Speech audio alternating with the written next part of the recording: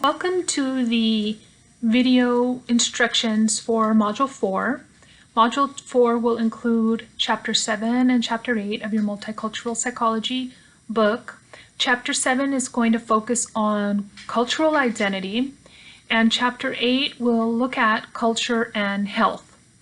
So, as usual, you will be completing your video responses for each of these chapters and your discussion posts, as well as your peer responses.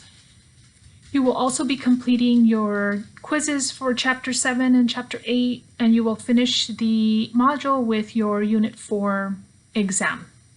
So let's take a moment to look at your Video 7 response.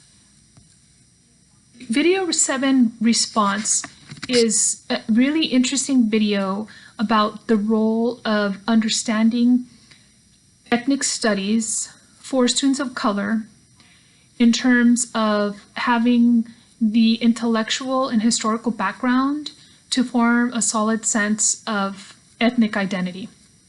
Ethnic identity is part of cultural identity that has been found to be related to psychological variables like self-esteem, depression, anxiety. Ethnic identity has also been found to be related to educational variables like success in high school or higher education. And ethnic identity also is involved with interpersonal psychological variables like the ability to empathize with others who are different than oneself. Aside from the video response for Chapter 7, you will also be focusing on video response 8,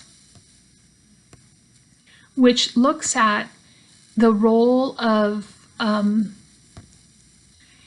culture in terms of access and use of the medical care system. So some of you may have had Psychology 100 where you looked at unethical research. Others may not. So I would like to give you a little bit of background on the Tuskegee experiment. Tuskegee wasn't a part of psychology per se, although we've also conducted our fair share of unethical experiments in the field of psychology. So Tuskegee was driven by medical establishment of the country, and the video response gives you a lot of really interesting information about the racism that's built into the medical care system in the United States in treating African Americans as test subjects for looking at untreated syphilis across time. So a lot of times people will react to that and say, oh, that happened so long ago.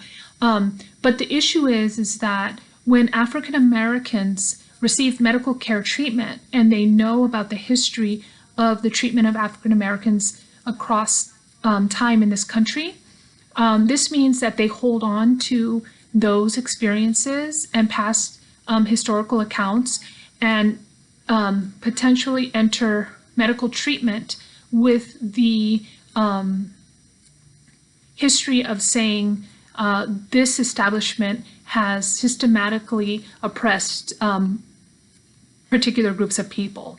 So it can this history is understood in terms of influencing the ways that communities of color either trust or distrust medical professionals. Okay, so remember, you'll be completing your discussion posts and your peer responses.